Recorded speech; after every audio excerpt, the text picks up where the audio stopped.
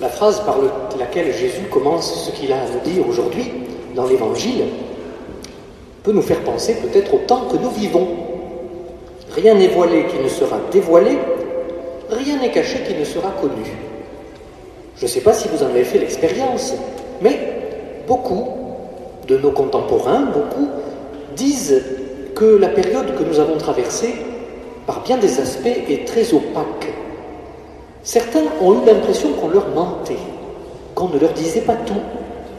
Et il est possible, peut-être, que dans les mois ou les années qui viennent, on découvre bien des choses sur peut-être des mensonges d'État, par exemple, des manipulations, des choses qu'on a laissées circuler alors que c'était manifestement faux, etc. Alors pour nous, je pense qu'il nous est bon d'entendre ce que dit Jésus. Rien n'est caché qui ne sera connu. Il y a un dicton populaire, vous savez, qui dit « Ah, le mensonge prend l'ascenseur, mais la vérité prend l'escalier. Et tôt ou tard, elle finit par arriver. » Ce dicton, évidemment, est directement en lien avec, ici, ce que nous entendons de l'Évangile. Cela étant, il y a peut-être autre chose qui a pu arrêter votre oreille dans la lecture de cet Évangile. Au moins par 3 fois, il y a le mot « crainte ».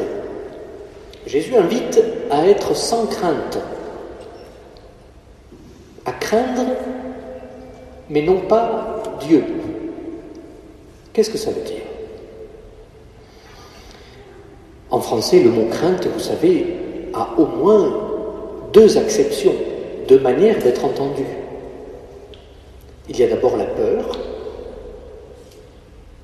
et c'est vrai que le mot français « crainte » évoque d'abord un sentiment de peur, peut-être de panique, d'angoisse, d'inquiétude, d'anxiété. On craint un malheur, c'est-à-dire qu'on le redoute. On a peur, on craint. Et il paraît, je n'ai pas vérifié, mais il paraît que cette injonction, cette invitation de Dieu à l'homme, n'ayez pas peur, soyez sans crainte, revient dans la Bible exactement 365 fois. Entre l'Ancien et le Nouveau Testament, 365 fois, Dieu nous répète de ne pas avoir peur, de ne pas nous inquiéter, de ne pas nous faire du souci, d'être dans la paix. Autant dire, vous l'aurez compris, que nous avons besoin de l'entendre dire, de nous l'entendre dire chaque jour de l'année. Tant il est vrai que la peur fait partie de la nature humaine. C'est d'ailleurs elle qui suscite dans toutes les espèces qui habitent sur la Terre un esprit de conservation, un instinct parfois de fuite aussi, la peur, pour sauver notre vie. Mais cette peur, nous le savons bien, peut aussi nous ronger, nous faire du mal, nous empêcher de vivre tout simplement. Qui parmi nous n'a pas expérimenté la peur au point de ressentir de l'angoisse et de réaliser a posteriori que cette peur avait été mauvaise conseillère et qu'elle nous avait, excusez-moi, pourri la vie? Mais c'est ainsi. Nous avons spontanément peur. Et figurez-vous que c'est peut-être même cette attitude de peur qui est d'abord notre seule relation parfois avec Dieu. Dans l'Ancien Testament, il est fréquent que des hommes aient peur devant Dieu. Rassurez-vous, c'est tout aussi fréquent dans le Nouveau Testament. Devant Jésus ressuscité, les disciples ont peur, ils sont dans la crainte. Et puis, il y a une autre sorte de crainte, qui, elle, pour le coup, est bonne et juste. C'est cette espèce de relation de déférence vis-à-vis de quelqu'un qui est plus grand que nous, que l'on respecte, et dont on ne voudrait pas avoir à l'attrister, dont on ne voudrait pas être la cause de sa colère ou de sa déception. Vous savez, c'est quand on dit, par exemple, que On craint, ou quand on était petit, on craignait tel maître d'école, ou bien notre papa ou notre grand-père. Dans ce cas, j'ose l'espérer, la plupart du temps, nous employons ce mot de crainte, non pas comme une peur panique, non pas comme une terreur, mais au contraire comme une qualité de relation. J'allais dire comme une mutuelle estime, comme une manière de reconnaître que la personne que je crains ou que je craignais était d'une certaine manière un modèle que je voulais imiter, une personne que je ne voulais pas décevoir, une personne dont l'autorité était reconnue. Et il faut bien le dire aussi, cette crainte, par exemple de la sanction d'un professeur, ou bien de la punition d'un parent que j'aime pourtant beaucoup, peut-être que cette crainte m'a permis d'éviter à certaines occasions, eh bien, de faire le mal dont je savais que j'aurais été ensuite blâmable. Peut-être que cette crainte a été un moteur, à certains moments, pour que je cherche le bien et que j'évite le mal. Et dans ce cas, vous sentez bien que le mot crainte est positivement connoté, parce que c'est une force qui me pousse à agir dans le bon sens, en respect, en lien, et, lâchons le mot, en relation avec celui que je crains. Vous sentez bien du coup que dans ce cas, nous pouvons comprendre ce que signifie la crainte de Dieu. Évidemment, si l'on entendait par crainte de Dieu avoir peur de lui, trembler devant lui, être terrassé et terrorisé, naturellement ce ne serait pas juste. Ce n'est pas ce que Dieu veut, et nous sentons bien qu'il y a quelque chose qui ne serait pas vrai dans notre relation avec lui. Mais si nous entendons par crainte de Dieu le fait que nous reconnaissions que Dieu est Dieu, et que nous sommes nous, et que Dieu a de l'ambition pour nous, que Dieu a une volonté bienfaisante pour nous, et que, en plus de ça, nous reconnaissons que non, il ne s'accommode pas de notre péché, il ne s'accommode pas du mal, il ne le veut pas, il se révolte contre lui, alors on est dans le vrai. Et alors on peut comprendre qu'on puisse demander à Dieu ce don de crainte. On appelle cela, aujourd'hui, d'une manière plus soft, le don de piété filiale. Mais c'est la même chose.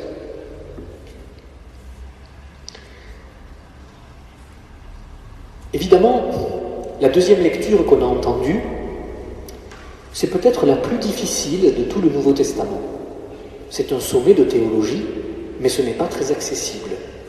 Paul, ici, dit des choses très importantes qui peuvent nous aider peut-être à affiner ce que nous disons à propos de cette relation avec Dieu, relation de crainte justement comprise. C'est magnifique ce que dit Paul, mais c'est vrai que c'est un peu difficile. Paul explique que le péché est entré dans le monde par la faute d'un homme et que il y a une loi qui, à un moment donné, a mis une limite à ce péché. Et finalement, c'est un amour sans limite, celui du Christ, qui est venu faire accomplir et comme rendre caduque cette ancienne loi pour porter à la perfection ce que Dieu voulait établir avec nous comme qualité de relation. Quand, vous l'avez entendu, saint Paul parle de Adam, il ne parle pas du livre de la Genèse comme une histoire du passé. En fait, il évoque notre situation à nous. La situation de l'homme, de la femme, de l'humanité, qui peut-être par peur de Dieu, justement, et non pas par crainte, par peur de Dieu, s'est détourné de lui. Par peur de lui devoir quelque chose. Par peur d'une relation qui me lierait avec lui, je peux vouloir être autonome et indépendant. Seigneur, j'ai pas besoin de toi, je me débrouille. Je gère ma vie. Et oui, parce que ça nous fait peur de remettre notre vie entre les mains de quelqu'un qui est plus grand que nous. Ce n'est pas si facile que ça. Et voilà la situation de l'humanité depuis Adam. Voilà ce que constate Paul. Une théologienne disait, ou bien nous acceptons de vivre suspendus au souffle de Dieu, et nous accueillons de lui la relation qui nous fait vivre, ou bien nous cherchons notre bonheur en dehors de lui, et nous récoltons la mort, puisque la vie n'est pas en notre pouvoir. La vie est dans le pouvoir de Dieu.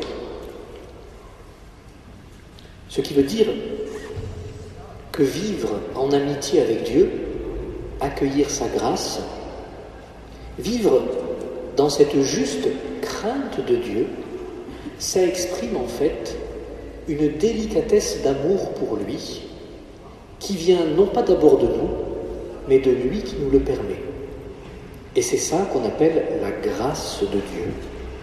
Saint Paul utilise cette expression. Combien plus la grâce de Dieu s'est-elle répandue en abondance sur la multitude. Il faut bien préciser pour le comprendre que la grâce de Dieu n'est pas quelque chose, ce n'est pas un objet, c'est une qualité d'amour et de relation. Des fois, on peut attendre de Dieu des choses, des cadeaux.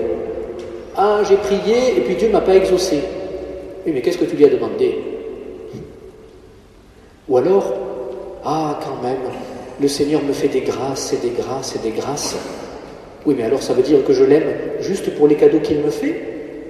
Ou je l'aime pour lui-même, pour le simple fait d'être en relation intime avec lui? Vous qui êtes venus aujourd'hui prier pour le repos de l'âme d'un défunt, le défunt pour qui vous priez, vous savez bien que vous l'avez aimé et que vous continuez de l'aimer, non pas pour ce qu'il vous apportait, mais pour ce qu'il était, parce que vous étiez en relation avec lui. Et vous sentez bien d'ailleurs que c'est cette relation, même sur un mode un peu différent, c'est cette relation qui continue. Votre présence en est la preuve. Alors pour terminer, je pense que peut-être qu'on devrait repenser à nouveau frais la manière dont nous envisageons notre relation avec Dieu, en cherchant à éviter deux excès, la peur, la méfiance vis-à-vis de lui, la crainte au sens d'un sentiment de mise à distance, et puis de notre côté aussi, éviter peut-être la banalisation de nos rapports avec Dieu. Dieu est notre ami, Jésus l'a dit, je vous appelle mes amis, mais si j'ose dire les choses comme ça, ce n'est pas pour autant notre petit copain. C'est pas... voilà. Il y a quand même une distance avec lui. C'est lui qui choisit de la franchir. C'est lui qui choisit de l'abolir. Mais l'initiative ne peut pas venir de nous. Et il nous faut reconnaître que Dieu est toujours plus grand que nous, au-delà de nous. C'est pour ça qu'il peut nous surprendre. Et c'est cela, le juste sentiment, la juste relation de crainte vis-à-vis de lui, au sens noble. Et c'est peut-être cela qui, par peur de décevoir Dieu, nous fera aussi, parfois, à certaines occasions, éviter le péché et chercher la meilleure manière de lui répondre. Chercher à faire le bien, chercher à aimer. En fait, il faut bien tenir compte du fait que, parce que Dieu nous aime, il ne supporte pas le péché.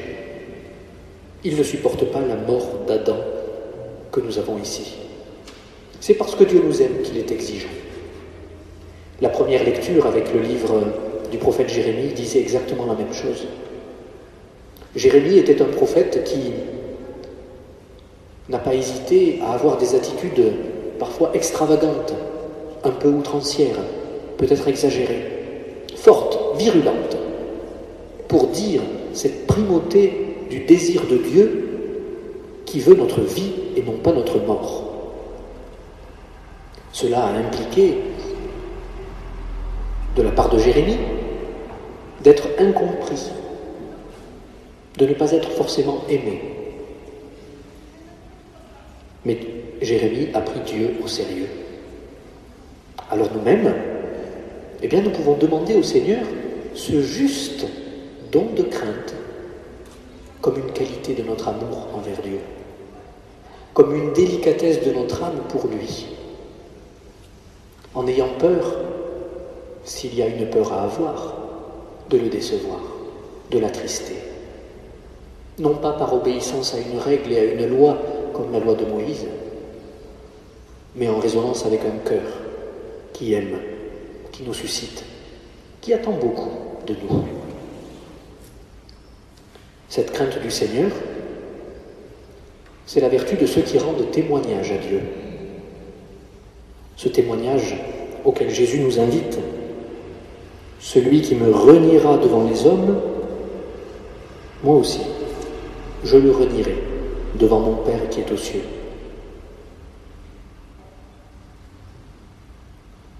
Cette phrase ne nous plaît pas forcément, mais si nous la regardons bien, elle est peut-être un moteur pour que notre vie ne soit pas un contre-témoignage.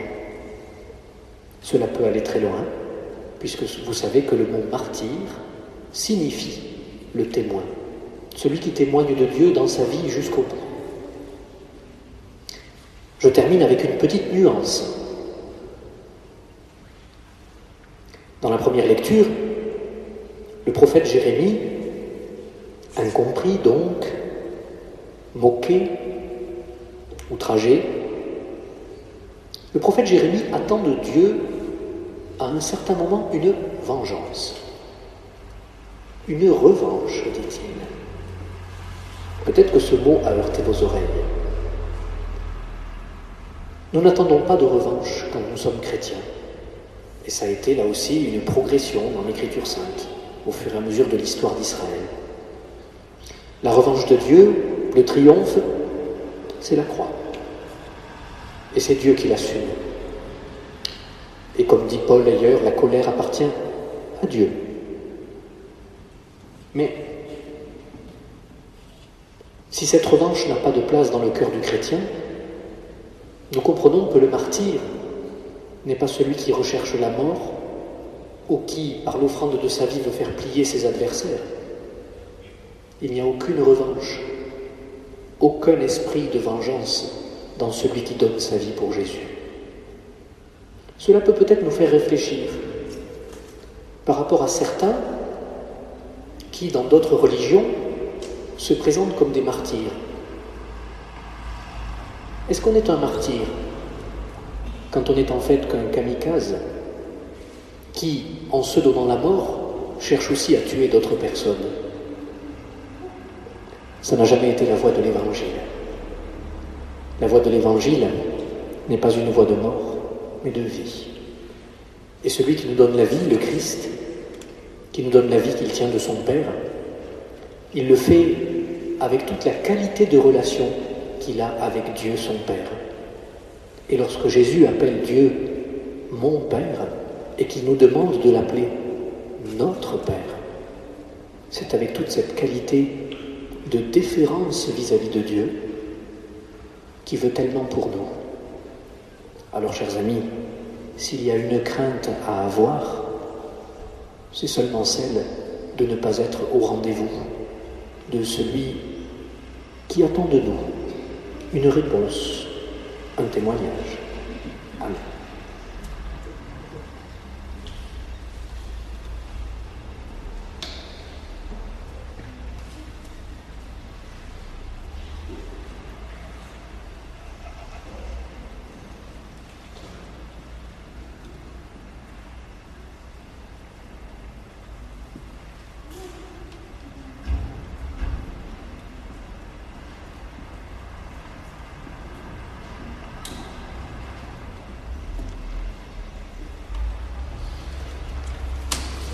Dieu, le Père Tout-Puissant, Créateur du ciel et de la terre, et en Jésus-Christ, son Fils unique, notre Seigneur, qui a été conçu du Saint-Esprit, aimé de la Vierge, a tout fait